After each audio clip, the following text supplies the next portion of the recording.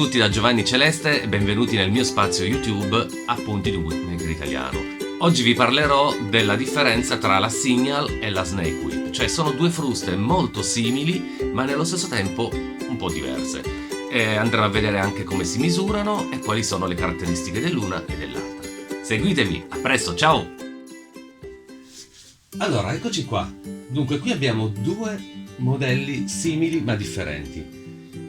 La frusta nera è una Signal Whip, la frusta rossa è una Snake Whip. È una Snake Whip un po' customizzata perché potete vedere che ho realizzato una chiusura, una bocca di serpente. Però comunque sia, il modello è una Snake Whip. Allora, quali sono le differenze tra la Signal Whip e la Snake Whip? Apparentemente l'unica differenza è proprio la mancanza nella Signal Whip del fall. Come vedete, entrambe le fruste hanno lo stesso tipo di costruzione interna.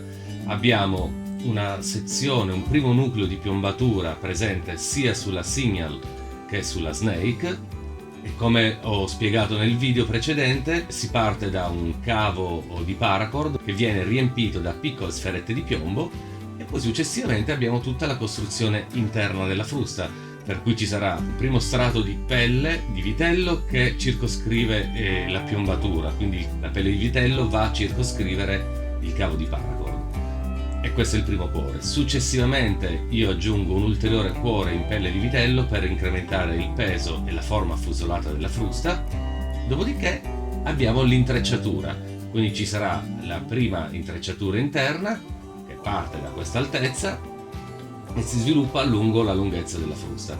Dopodiché avremo il bolster, che non è altro che una lunga striscia di pelle di vitello che racchiude l'intreccio interno e poi abbiamo l'intreccio esterno.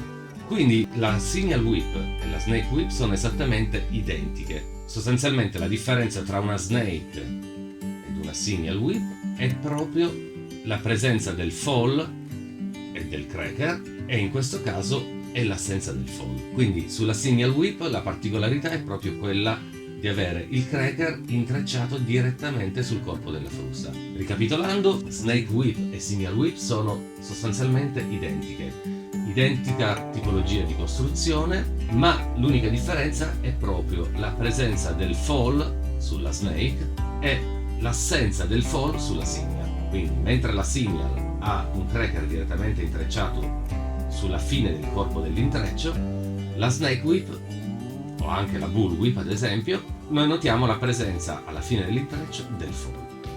Un'ulteriore differenza sarà anche la misurazione di queste due fruste.